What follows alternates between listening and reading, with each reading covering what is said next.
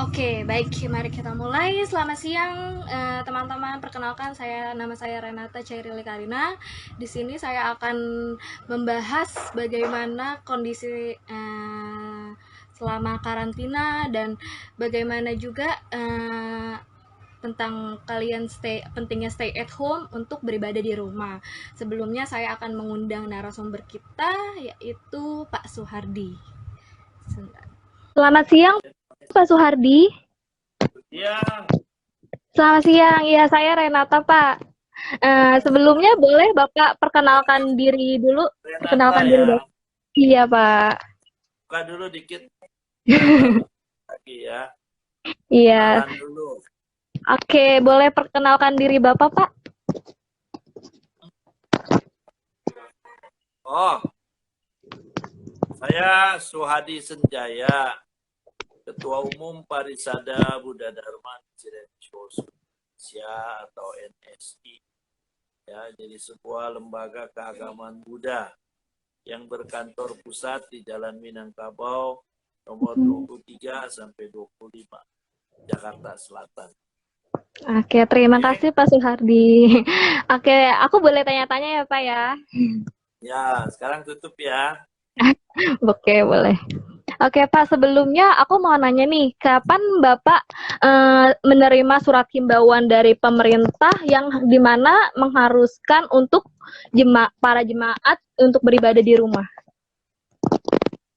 Sebetulnya sejak Bapak Presiden tanggal 15 Maret menyampaikan bahwa kita supaya bekerja dari rumah, ya, sekolah dari rumah dan beribadah dari rumah. Jadi itu sudah merupakan satu hal yang mengajak kita untuk bersama-sama, ya, bersatu untuk menghadapi corona. Jadi sejak Oh, itu kami sudah siap. oke. Ya. Berarti reaksi Bapak ketika menerima himbauan tersebut sudah siap ya Pak ya? Siap, karena memang ini kan pandemi, ya. Ini kan musibah yang harus dihadapi bersama, bukan hanya Betul. oleh pemerintah, tapi juga termasuk pemerintah dan seluruh rakyatnya, ya, bahkan seluruh umat manusia. Oke. Terus lantas seperti apa Pak Bapak menghimbau masyarakat untuk sama-sama beribadah di rumah karena mengingat pentingnya kita untuk stay at home adanya pandemi COVID ini, COVID-19 ini. Ya, sebetulnya kalau buat umat NSI itu tidak ada masalah. Karena umat NSI, setiap umat itu punya altar di rumah masing-masing. Oke. Ya, jadi buat umat NSI, buat umat di Cirensiosio, itu memang mereka sudah terbiasa, sudah membudaya, ya. Sembahyang itu setiap hari pagi dan sore itu di rumah, ya. Jadi di samping dia umat itu melakukan kebaktian di vihara, ya, atau di balai pertemuan, di rumahnya setiap hari itu pagi dan sore itu pasti melakukan satu pertapaan, ya, ibadah lah, pertapaan pribadi dan keluarganya di rumah masing-masing, sehingga sebetulnya bagi umat NSI tidak ada masalah.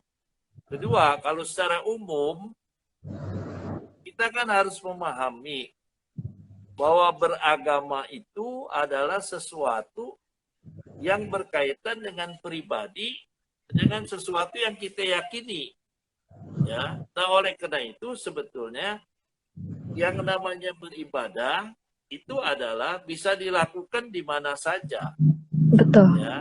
Nah, oleh karena itu menjadi tidak masalah sebetulnya ketika ada sesuatu hal yang mengharuskan kita tidak bisa berkumpul seperti kondisi sekarang, adanya pandemi COVID-19 ini, ya, salah satunya itu adalah jangan berkerumun, ya, harus jaga jarak, ya, karena virus ini cepat sekali menularkan.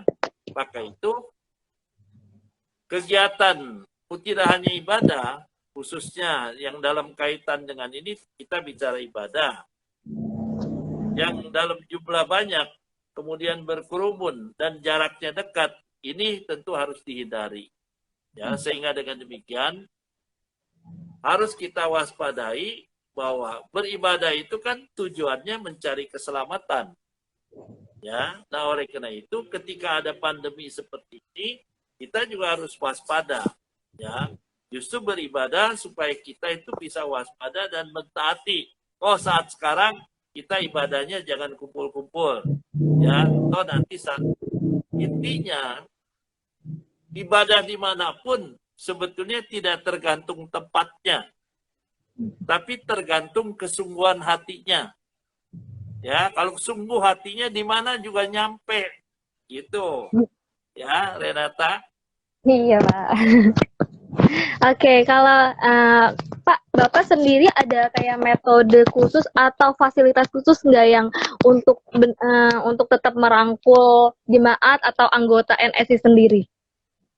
Kayak Ya atau tentu, ya kalau merangkul umat itu tidak hanya waktu pandemi, ya, karena tujuan Buddha itu adalah hanya satu, ya, memberikan kebahagiaan dan mencabut penderitaan orang lain, ya, mencabut penderitaan orang lain sekaligus memberikan kebahagiaan, ya.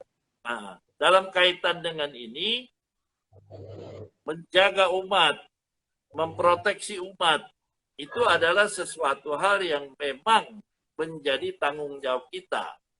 Nah, oleh karena itu agama Buddha memberikan penjelasan. Sebetulnya agama Buddha itu bertujuan untuk memberitahukan kepada setiap umat manusia, khususnya kepada umatnya, bahwa sebetulnya kamu punya kekuatan.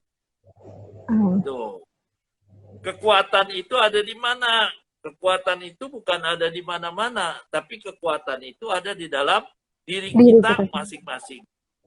Oleh karena itu agama Buddha adalah ingin membimbing agar umat manusia bisa menyadari bahwa dia sendiri di dalam dirinya punya kekuatan yang hakiki. Nah, kekuatan ini harus dimunculkan. Kenapa selama ini tidak muncul? Karena terhalang oleh keserakahan, kemarahan, dan kebodohan. Ya, itu keserakahan itu loba. Ya, kemarahan itu adalah sura. Ya, dan kebodohan itu adalah moha.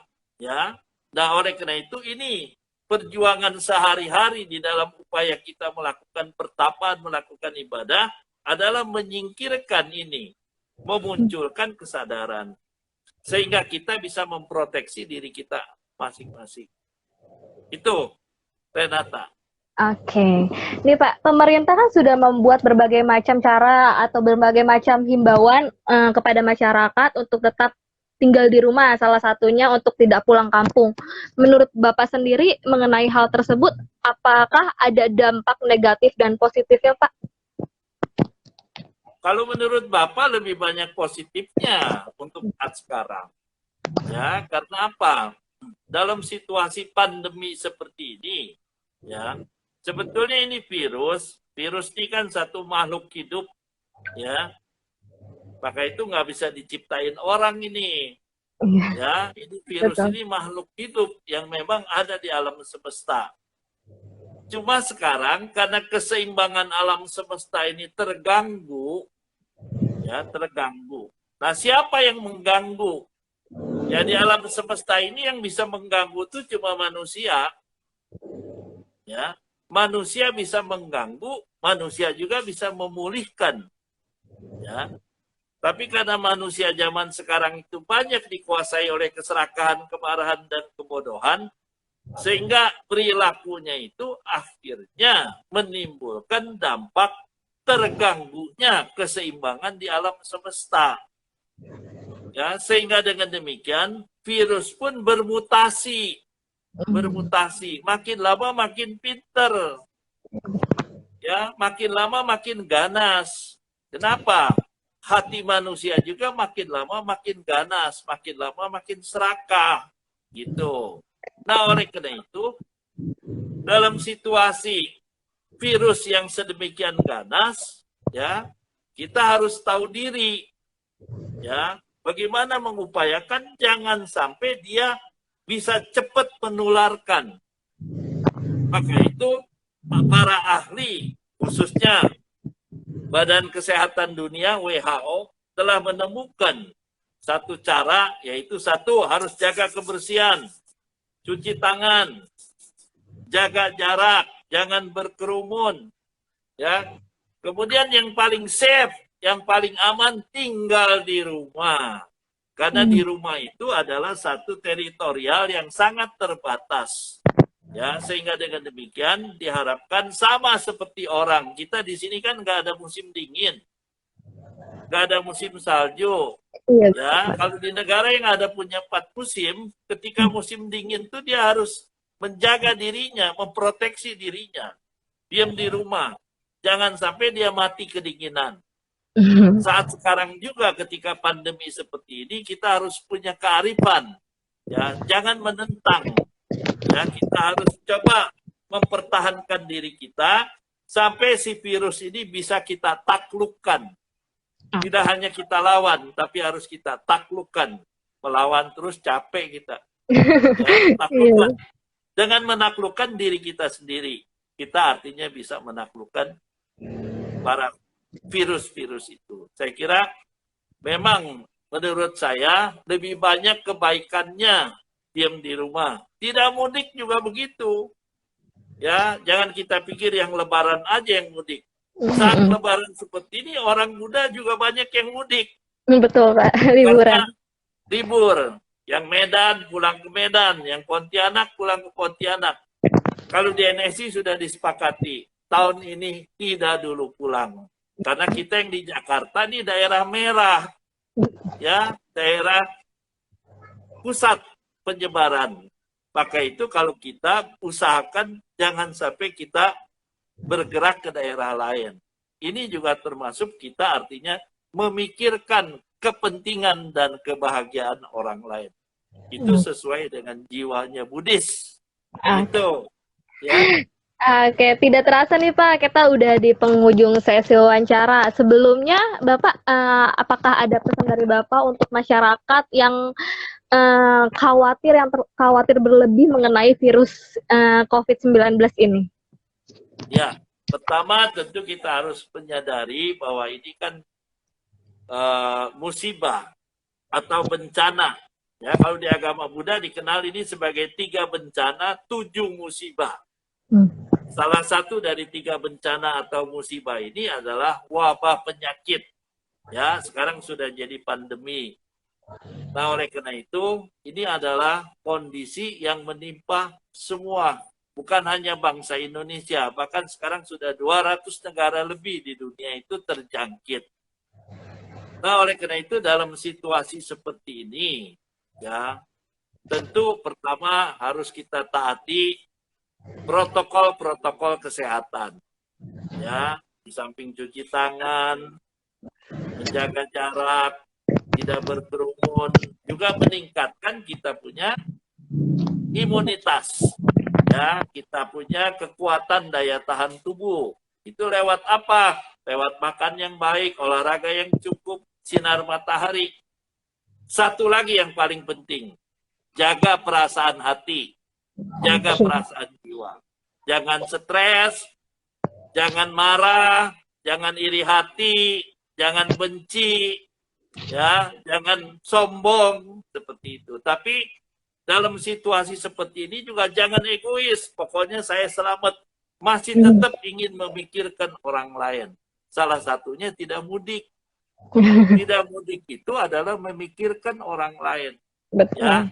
Kedua, saat sekarang PMI di bawah pimpinannya Ketua Umumnya Pak Yusuf Kalla sudah menyepakati akan menggunakan plasma darah dari orang yang sudah sembuh dari COVID-19. Plasma darah ini menjadi satu harapan baru, ya, yang segera akan digunakan, tapi tidak kepada semua pasien, yang selektif tentunya Dan ini tentunya juga merupakan sesuatu hal yang berubah sekarang. Sekarang orang yang sudah pernah kena COVID menjadi pahlawan, bisa membantu orang lain. Betul. Ya, sehingga dengan demikian ini menjadi sebuah perubahan tata nilai juga. Ketiga, harus dipahami bahwa semua kehidupan di dunia ini, di alam ini pasti ada hikmah baik, hikmah baiknya. Ya, setelah COVID ini kita menjadi manusia baru. Ya, kita jadi sedang jaga kebersihan, kita jadi juga punya kebudayaan untuk bisa di dalam kehidupan sehari-hari selalu bagaimana bisa tahu apa yang harus kita lakukan, mana yang boleh, batas-batasnya. Mungkin tidak terlalu kita harus tiap minggu harus ke mall dan lain sebagainya. Pasti akan berubah cara-cara hidupnya itu. Nah, saya kira intinya adalah semua kejadian di alam semesta ini tentu ada hikmah yang harus kita tangkap, bahwa dengan kejadian ini kita harus menjadi lebih maju. Jangan menjadikan kejadian ini membuat kita hancur berantakan, tapi harus menjadikan ini menjadi sesuatu jodoh untuk kita maju ke depan. Amin. Saya kira itu. Oke, terima kasih banyak Pak. Bapak udah meluangkan waktu untuk berbagi informasi, berbagi pesan, sama menguatkan kita semua supaya kita benar-benar mengambil sisi positif dari adanya virus ini ya Pak ya, kita bisa menjadi manusia baru, bisa menjadi manusia yang nggak lelah cuci tangan, jaga kebersihan, dan mempunyai batasan waktu untuk tidak ke mall setiap hari seperti itu ya Pak. Ya, sadar kita harus juga menjaga alam semesta, baru Iya. alam semesta bisa jaga kita. Selama ini kita cuma merusak aja ya. Sekarang sadari kita harus jaga lingkungan juga. Kita tidak bisa hidup sendiri. Ya, dengan COVID ini bangsa kita juga sekarang menjadi gotong royong, semua saling bantu sekarang. Ini menjadi sesuatu hal yang sangat berharga untuk kita akan ke depan menjadi bangsa yang besar. Amin.